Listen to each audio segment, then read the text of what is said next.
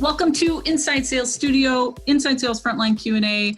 I am excited to bring you the second installment of our webinar follow-up, the state of coaching and sales.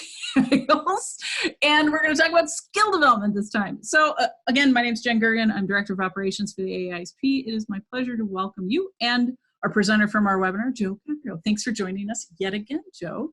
Let's talk more about this excellent slide that you had in the webinar. We broke into these 4 pieces. It's excellent, but I want to drill into skill development. Can you say a little bit more about what that means? Yeah, you know, for me, this comes down to like the ultimate break in an employee's development. It is the fault of the frontline manager, which means it's ultimately the fault of the department head.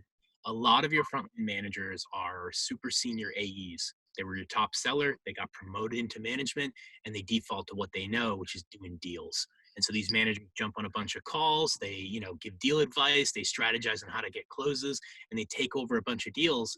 But do they realize that part of their job is mentor and coach? Do they actually understand that they should also go coach the rep? Or do they just do what they know, which is sell your software? Right. Okay. So then what is the problem? What is the hang up? Why don't they just coach? Yeah, it's like anything on the urgent and important matrix, right? There's always another email to reply to. There's always another call they could join. There's always another rep that needs advice. And so they're in there coaching deals, not coaching the skill. And so I always quote my friend Peter from Lucid. He said this to me, right? Like managers love to coach the deal. They don't coach the skill. And so you end up with this army of frontline managers that just join calls and give advice at the end of the call. But do they do film review? Do they actually like follow up on the advice they gave? Do they do any mock calls? When was the last time they did a role play? And so the problem is, like anytime you have this problem, there are always something else that you should do. You have to schedule time to do skill development. And you have to get your managers, or I should say, force your managers to schedule time for dedicated coaching sessions.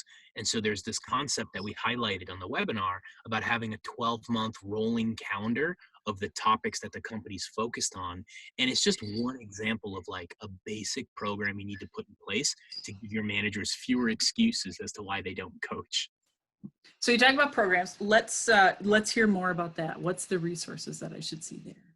Yeah, so for me, there are like 3 really, really basic like coaching programs that you should put in place. And it's really, really simple. Your managers are already doing one-to-ones, okay? But we talked about this in a previous session. What are they doing in the one-to-one? Like when they review deals, do they have a framework that they review deals through, or is it conversation? Jen, tell me about the deal we have over at Acme. Are they going to close? And then Jen tells me whatever's top of mind for her. Or are you actually inspecting deals through a methodology or a framework? And does every manager, is it at a point where if your manager's out sick, another manager could sit in and the one-to-one would feel the same, right? That's an element of coaching, but only if it's consistent and happens the same way every time. So have a script for how you break a deal down. Use a common language, the same set of 5 questions for every deal. And if you're not getting the answers you want, change the 5 questions, but inspect deals with purpose. Don't just do it, organic conversation. Okay, so that's fixing an existing program that you have, just putting a little bit of structure behind it. Okay, the second is your personal development plans. And so we're going to talk about this in another one of our breakout sections, but it's about not training your team with broad strokes, but it's about taking like one skill per seller and incorporating that into the back half of your one-to-one. So again, you're already doing the one-to-one. Let's fix the way you inspect deals, but let's also make sure that there's a repeatable coaching element to that one-to-one. Okay. And then the third piece is film review. Like this is super, super straightforward. Every time you win a deal, that discovery call is fire. Right. How did you win the deal? It all happened on the discovery call, right? Every time you beat a competitor, let's go watch the call where you talked about competition and arm your sales team with how to beat competition. But I know I work at a call recording software company, so it's easy for me to say do film review. You can record these things in Zoom. You can record these things through most telephony vendors, and you could have a small list of calls that you watch together, but there is no replacement for actually watching footage of real sales calls and then breaking it down as a team. There's a reason that professional athletes use film review.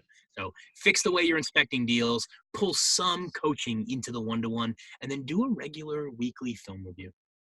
Awesome. That's great. And so one challenge too that it kind of comes up with this is how are we convincing our managers to make the time for this? Now, this is probably a whole nother webinar on its own. But is there any advice you could give to either, say, myself as a frontline person or to the manager level to know how to like approach and say, we need to make time for this? Like any feedback there?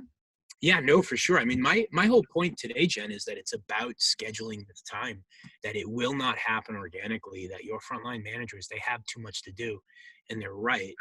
There's too many things that you could do in a day. And so you have to schedule this. This is important, but not urgent. And therefore the matrix dictates that you must schedule this. So schedule weekly one-to-ones and then script out those one-to-ones to include a scripted deal inspection and some element of a personalized coaching plan. Now you're taking an hour that exists on the calendar, but you're making it more productive by giving them a roadmap of how to do it. On top of that, schedule a weekly hour-long session just dedicated for training. And I don't actually care if it's film review. Film review is just the easiest one to do because you play and then you talk about it. But it could be a role play, it could be a mock call, it could be anything. But the idea is get that on the calendar once a week, and then also schedule monthly postmortems. So it's like deep dive our biggest loss, biggest win. But it's about scheduling these sessions. Your one-to-one is already earmarked, so fix it. And then add some weekly lightweight training exercise, and then some like monthly or quarterly like deep post-mortem that you do. But it's just about getting the stuff on the calendar and then holding them to it. I love that.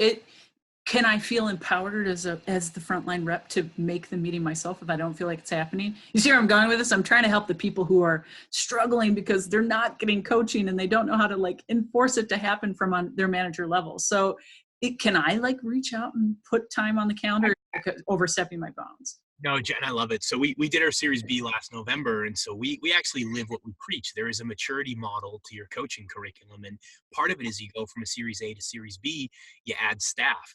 And so it used to be just me doing all the coaching and all the training, and then this year I benefited from having a layer of frontline managers. And so now they're doing a lot of the training for me, and they're starting to push back and say, Joe, we've got full teams, we've got full pipelines, it's year end. I personally don't have time to do the coaching anymore. And we're about to graduate up into the Series C maturity model, which is peer reviews and rep-led sessions. And so this is when you start to really get like a negotiation expert, a demo expert, a competitive expert, and they're moderating the session. And so you're able to actually kind of delegate one layer down as you get bigger and more mature. So yeah, I think like getting the locker room leaders involved is the number one way to like increase the flywheel, like get more voluntary coaching, get more adoption of what you teach, get the locker room involved, especially like veteran sellers. And a great way to have them do that is to have them run a session. Also, I had a mentor, Steve McKenzie, once share with me that you don't actually want the best person at that skill to teach the skill. You could have somebody who's struggling with that skill lead, and it kind of forces them to get better at the skill. So if you have a rep that never gets like time, have them run a session about how to make sure the paper process is nailed down, you know, et cetera, et cetera. That is excellent. And keep everybody just chew on that for just a second, because that's good. And also for all of us on a frontline level, you know, really look for the power to reach out for the tools and the resources and the coaching and excellent, all that you need. So thanks again, Joe. We'll see you next time on our next series.